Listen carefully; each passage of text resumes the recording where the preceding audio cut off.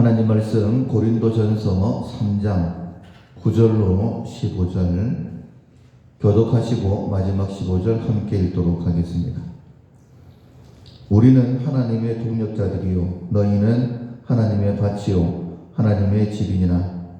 내게 주신 하나님의 은혜를 따라 내가 지혜로운 건축자와 같이 터를 닦아두매 다른 이가 그 위에 세우나 그러나 각각 어떻게 그 위에 세울까를 조심할지니라.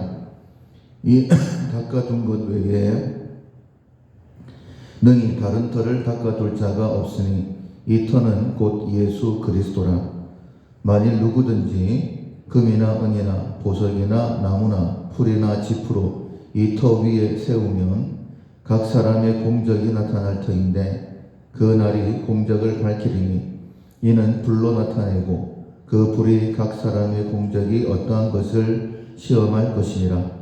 만일 누구든지 그 위에 세운 공적이 그대로 있으면 상을 받고 누구든지 그 공적이 불타면 해를 받으리니 그러나 자신은 구원을 받되 불 가운데서 받은 것 같으리라. 아멘. 내가 한 일을 평가한다 라는 제목을 함께 은혜의 말씀을 나누겠습니다. 1월 우리가 훈련하고 있는 품성은 근면입니다. 내가 지금 하고 있는 일이 하나님께서 내게 맡기신 사명인 줄로 믿고 최선을 다하는 것입니다. 이렇게 우리가 하루하루 최선을 다해 살아가야 되는 이유는 우리 모두가 언젠가 하나님의 심판대 앞에 서게 되기 때문이죠. 이 땅의 삶이 영원한 것이 아니라 인생 70이요 강건하면 80이라고 말씀하신 것처럼 한번 죽는 것은 정해져 있습니다. 그리고 하나님의 심판대 앞에 서게 되죠. 그 심판을 위해서 우리가 하루하루 이 땅의 짧은 삶을 참 귀하게 살아야 되는 것입니다. 무엇보다도 오늘 하루 최선을 다하고 작은 일이라 할지라도 하나님의 은혜와 능력을 덧입어서 그 사명을 감당하게 되어지면 달란트 비유에서 말씀하신 것처럼 더 큰 것으로 우리에게 맡겨주십니다. 그리고 주인의 즐거움에 참여하게 된다라고 말씀하셨죠. 우리가 아이들이 자라는 걸 보면 차근차근 계단을 밟아 올라가면 뭐가 돼도 되겠다 이런 기대를 가지게 됩니다. 그래서 들성 싶은 나무는 떡잎을 보면 안다라고 이야기하는 것처럼 내가 장차 하나님 앞에 섰을 때에 어떤 모습일까? 오늘 하루 내가 살아가는 모습을 살펴보면 내일 내가 어떻게 살지, 하나님의 은혜가 어떻게 임할지 기대할 수 있게 되는 겁니다. 하루하루 최선을 다해서 지금은 힘들고 어려운 부분들이 있다 할지라도 말씀하시기를 염려는 다 하나님께 맡기라 라고 말씀하셨죠. 하나님께 맡기고 능력 없음과 어리석음과 우리의 죄악, 연약함은 다 하나님께 맡겨드리고 내게 맡기신 일들 그것이 무엇이든지 깨닫게 하시는 대로 마음에 감동을 주시는 대로 최선을 다하는 그런 근면한 모습이 우리 가운데 있어야 될 것입니다. 오늘 본문에 보면 9절에 우리를 가리켜서 동력자라고 했는데 특별히 하나님의 동력자다라고 했습니다. 그러니까 하나님의 동력자라는 것은 하나님께서 하실 일이 있는데 그 일에 우리가 함께 돕는 자가 되었다라는 의미죠. 동력자다라고 표현을 하면서 조금 더 풀어서 하나님의 밭이다, 하나님의 집이다 라고 했습니다. 그러니까 특별히 우리가 해야 될 일을 집을 건축하는 것으로 이렇게 표현을 했습니다. 그러니까 집을 건축하려고 하면 먼저 가장 중요한 것이 기초를 다지는 것이죠. 터를 닦는 것인데 그 터에 대해서는 분명하게 말씀하시기를 11절 하반절에 보면 이 터는 곧 예수 그리스도다라고 했습니다. 그러니까 예수 그리스도를 믿는 믿음 안에서 집을 지어야 된다라고 말씀하시는 것이죠. 특별히 예수님께서 이렇게 말씀하셨습니다. 누구든지 모래 위에 집을 지으면 크게 무너지게 된다. 반석 위에 집을 지으면 그대로 있다. 이렇게 말씀하신 것처럼 예수 그리스도는 곧 말씀이다라고 했습니다. 하나님의 말씀을 믿는 예수 그리스도 터 위에 우리의 집을 지어야 된다. 만약에 예수님을 믿는 믿음 안에서 건축하지 아니하면 그리고 하나님의 말씀을 받고 그 말씀에 순종하는 삶을 살지 않으면 아무것도 아니다라고 그렇게 먼저 말씀하시는 거예요. 우리가 하나님의 동력자인 것처럼 바울 역시 자신도 하나님의 동력자다라고 표현을 하면서 자기가 한 일에 대하여 이렇게 이야기하고 있습니다. 10절에 보면 내게 주신 하나님의 은혜를 따라. 그러니까 바울 역시 하나님의 은혜로 이 일들을 했다라고 고백을 하면서 내가 지혜로운 건축자같이 터를 닦아두매라고 했습니다. 그러니까 바울이 말씀을 증거하여 예수 그리스도의 터 위에서 집이 세워질 수 있도록 자기는 최선을 다했다라고 그렇게 표현을 한 거예요. 그리고 10절 중반절에 보면 다른 이가 그 위에 세우나 그러나 각각 어떻게 그 위에 세울까를 조심해라 라고 했습니다. 그러니까 바울은 터를 닦았습니다. 그리고 그 위에 집을 세우도록 하는 사람은 다른 사람이다 라고 했습니다. 우리가 건축을 할 때 보면 먼저는 설계도가 나오게 되죠.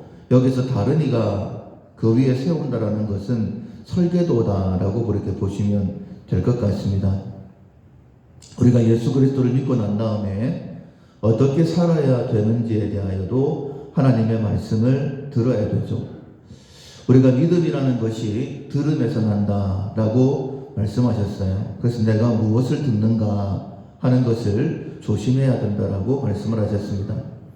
따라서 내게 필요한 말씀, 내게 적합한 말씀, 내가 꼭 듣고 순종해야 될 말씀, 거기에 귀를 기울이셔야 됩니다. 만약에 우리가 하나님을 향하여서 귀가 열려있지 못하고 오히려 세상을 향하여서 귀가 열려 있다라고 한다면 하나님과 재물을 겸하여 섬길 수 없다라고 말씀하셨는데 먹을 것, 마실 것, 입을 것에 내 관심이 가 있다라고 한다면 결코 온전한 집을 지을 수가 없겠죠.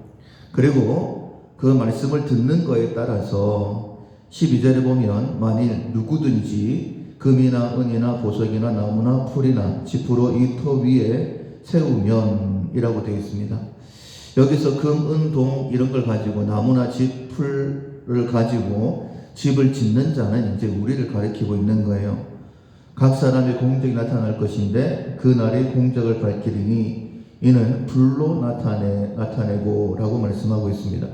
그날에 지금 내가 어떤 재료를 가지고 집을 짓고 있는지 나타나게 된다라는 거예요. 이 불이라는 것은 흔히 고통, 고난, 어려움을 이야기하는 것이죠. 내 삶에 환난 풍파가 있을 때에 내가 지금 집을 바로 짓고 있는지 바른 믿음 생활을 하고 있는지 알 수 있다라고 그렇게 말씀하시는 것입니다. 그리고 여기 이 날이라고 말씀하신 것은 궁극적으로는 이제 하나님의 심판대 앞에 섰을 때에라고 말씀드릴 수 있어요.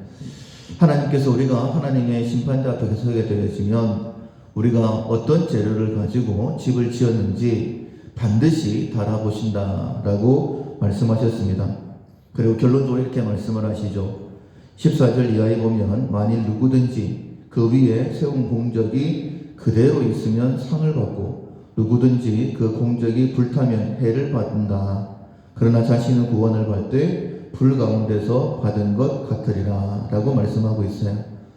그러니까 불 가운데서 받는다라는 말씀을 부끄러운 구원이다 이렇게 표현을 하기도 하는데 정말 예수 믿고 난 다음에 아무것도 남긴 것 없이 그냥 예수 믿는 믿음만으로 구원받는 사람들도 있게 된다라고 말씀하시는 거죠. 그러면 바울이 이렇게 말씀을 증거하게 된 이유가 무엇일까? 1절부터 보면 이런 표현을 하고 있습니다. 신령한 자들과 같이 내가 너희들을 대할 수가 없다. 고린도 교회가 바울에게 칭찬을 받았었죠. 1장 5절 이하에 보면 언변이 있고 지식이 있고 증거가 있고 은사와 그리고 재림에 대한 믿음도 있었다라고 칭찬을 받습니다. 그런데 그렇게 말씀을 바울이 증거하고 털을 잘 닦아두었음에도 불구하고 너희들은 여전히 육신에 속한 자라, 어린아이들과 같이 대할 수밖에 없다라고 1절에 말씀하고 있습니다. 그리고 너희들은 더 귀한 말씀으로 단단한 음식으로 먹일 수가 없었다, 이렇게 말하고 있어요. 그 이유가 무엇이냐면 3절에 너희는 아직도 육신에 속한 자로다. 너희 가운데에 시기와 분쟁이 있으니 어찌 육신에 속하여 사람을 따라 행함이 아니리요 라고 그렇게 말씀하고 있죠. 요 시기와 분쟁이라는 것 때문에 여러 가지 칭찬받을 만한 그런 일들이 있음에도 불구하고 바울은 내가 너희들을 대할 때에 어른처럼 못 대하겠다. 너희들은 여전히 어린아이다.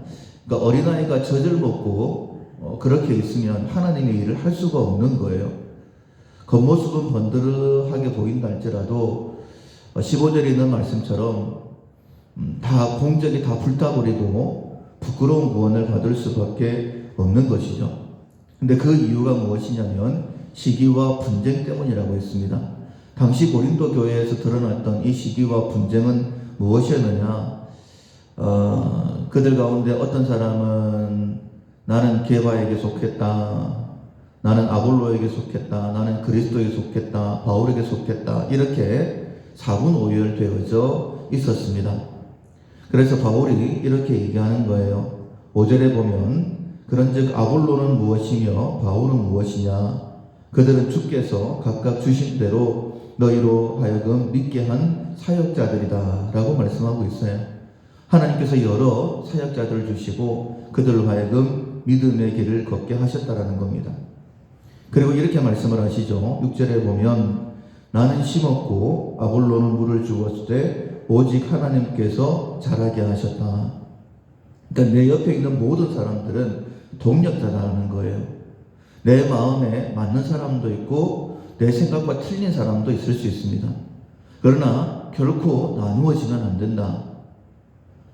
우리는 함께 하나님의 일을 하는 동력자들, 서로 힘을 도와가면서 약한 부분들 도와주면서 내가 하나님 앞에 섰을 때에 나는 어떤 모습으로 서게 될까?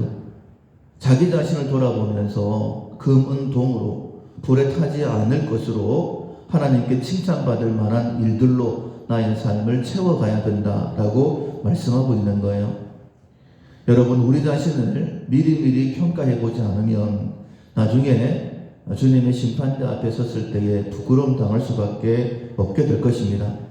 언제 평가할 수 있느냐? 이 땅에서 어려운 일을 당했을 때입니다. 내가 어려운 일을 당했을 때에 불평불만 없이 오히려 내 마음이 하나님께 향해 있고 이때에 내 자신을 점검하고 하나님의 일에 집중하는 모습을 가진다면 분명 주님 앞에 설 때에는 잘했다 칭찬받게 될 것입니다. 우리가 신령한 자로 인정받고 그리고 믿음의 성숙한 자로 인정받아서 이 땅에서도 주신 사역 잘 감당하고 주님 앞에 설 때에는 잘했다 칭찬받는 우리 모두가 될 수 있기를 주님의 이름으로 축원합니다. 아멘. 찬송가 332장 우리는 부지런한